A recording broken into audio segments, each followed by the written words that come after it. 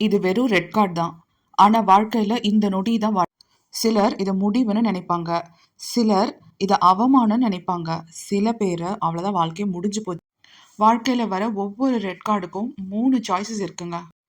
முதல் சாய்ஸ் இந்த தோல்விய ஏத்துக்கிறது. அதாவது இந்த தோல்விய அக்செப்ட் நான் தோத்துட்டேன் அப்படின்னு தோல்விய அக்செப்ட் பண்ணிக்கிறாங்க. இப்போ அந்த கட்டத்துல நம்ம என்ன பண்ணுவோம், அந்த டீம மிஸ்டேக் சொல்றது, அப்புறம் இந்த மக்கள மிஸ்டேக் சொல்றது, அப்புறம் வேற யாராவது அவங்கள, இவங்களான்னு எல்லாரையும் குறை சொல்லிட்டே இருக்கிறது. அப்புறம் நம்மளே அடுத்த கட்ட முயற்சிய நோக்கி போகாம விட்டுருவோம். இந்த தோல்வி இது என்னோட தோல்வின்னு அக்செப்ட் பண்ணிக்கிட்டீங்கன்னா, அடுத்து நம்ம முயற்சியே செய்ய மாட்டோம். கொஞ்சம் கொஞ்சமா நம்ம காணாமயே போயிருவோம்.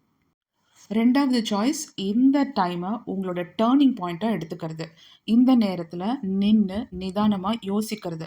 நம்ம என்ன தப்பு பண்ணியிருக்கோம்? எந்த இடத்துல தப்பு பண்ணியிருக்கோம்? என்ன மாத்திக்கணும் அப்படின்ட்டு நம்மளையே நம்ம கேட்கணும். இந்த இடத்துல தான் நம்மளோட வலி அனுபவமா மாறத் தொடங்கும். இது முடிவில்ல, வாழ்க்கையோட அடுத்த கட்ட நகர்வு, திருப்பு முனை. இதுக்கு முன்னாடி ஒரு வாழ்க்கை, இதுக்கு அப்புறம் ஒரு வாழ்க்கை. புதுவிதமான வாழ்க்கை, ஜெயிக்க போற வாழ்க்கை. 3வது சாய்ஸ் இத ஒரு வாய்ப்பா பார்க்கறது. அதாவது ஆப்பர்ச்சுனிட்டியா பார்க்கறது. எல்லாரும் இந்த ஆப்பர்ச்சுனிட்டியா எடுத்துக்கிறது கிடையாதுங்க. சில பேரு ரொம்ப தைரியமானவங்க தான் இத ஆப்பர்ச்சுனிட்டியா பார்ப்பாங்க. இந்த லோவஸ்ட் பாயிண்ட்லருந்து மீண்டு எழுந்து வரீங்க. உங்களோட சரியான பாதைய இப்ப தேர்வு செஞ்சு, திரும்பியும் கடினமா உழைச்சு, ரைஸ் அகெயின் திரும்பியும் மீண்டு வரீங்க.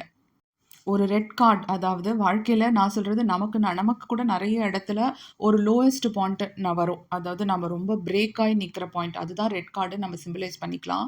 அந்த லோவஸ்ட் பாயிண்ட்ல எந்த அளவுக்கு நான் திரும்பியும் மீண்டு வரேன், அங்க தான் என் வாழ்க்கை தொடங்குது. ஒரு ரெட் கார்ட், ஒரு லோயஸ்ட் பாயிண்ட், ரொம்ப ஸ்ட்ராங்கான பர்சன, வலுவான பர்சன ஒண்ணுமே செய்ய முடியாது. ஒரு ரெட் கார்டு உங்க வாழ்க்கைய தீர்மானிக்கிறது இல்லைங்க. அதுக்கு நீங்க எப்படி ரெஸ்பாண்ட் பண்றீங்க? நீங்க எப்படி பதில் சொல்றீங்க? அதுதான் உங்க வாழ்க்கைய தீர்மானிக்குது. ஒரு பாயிண்ட்ல தண்டனை அனுபவிச்சவங்க, தோத்து போனவங்க, பிரேக் ஆனவங்க, சந்தேகிக்கப்பட்டவங்க, இவங்க தான் பின்னாடி ஒரு வரலாற்றையே உருவாக்குவாங்க. வாழ்க்கையில ஜெயிச்சவங்க பார்த்தீங்கன்னா, ஏதாவது ஒரு கட்டத்துல ஒரு அடிய சந்திச்சிருப்பாங்க. உங்க வாழ்க்கையில ஒரு லோயஸ்ட் பாயிண்ட்டோ, இல்ல ரெட் கார்டோ எந்த காலகட்டத்துல வந்ததுன்னு நீங்க சொல்லுங்க. நீங்க எந்த சாய்ஸ சூஸ் பண்ணீங்கன்னு சொல்லுங்க. ஒரு வேளை உங்களுக்கு ஒரு ரெட் கார்ட் இனிமேல் வந்தது அப்படின்னா, நீங்க எந்த கார்ட சூஸ் பண்ணுவீங்க? நீங்க பயந்து அத அக்செப்ட் பண்ணிப்பீங்களா? இல்ல அது ஒரு வாய்ப்பா பயன்படுத்தி அடுத்த எழுச்சிய உருவாக்குவீங்களா? அதுதான் உங்களுடைய வாழ்க்கையோட திருப்பு முனையா இருக்க போதா? உங்களோட சாய்ஸ் எதுன்னு கண்டிப்பா கீழ கமெண்ட் பண்ணுங்க.